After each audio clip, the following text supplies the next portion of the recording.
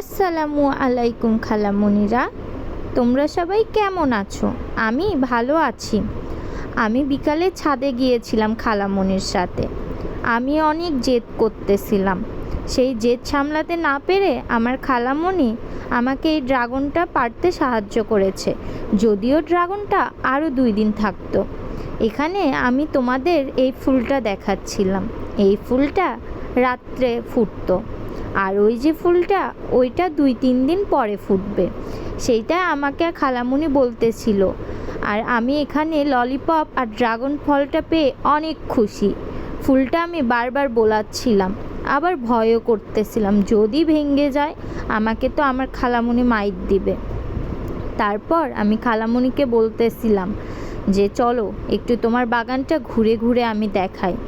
যদিও আমার খালামণির বাগানে অনেক গাছ ছিল, সেগুলো আর নাই। তারপরে আমি ছাদে উঠে ড্রাগনটা নিয়ে মজা করতেছিলাম, খেলতেছিলাম। এইদিকে সন্ধ্যা হয়েও আসতেছিল, আমার ললিপপটাও শেষ হচ্ছিল না। ড্রাগনটা আমার খুব ভালো লেগেছে। এটা খালামণি বলতেছিল ড্রাগনটা কে খাবে? আমি বলতেছিলাম ড্রাগনটা আমি খাবো। আজকে এই পর্যন্তই। আমার ভিডিও ভালো লেগে থাকলে অবশ্যই লাইক, কমেন্ট, শেয়ার করতে ভুলবেন না। টাটা, বাই বাই, আল্লাহ হাফিজ খালামণিরা।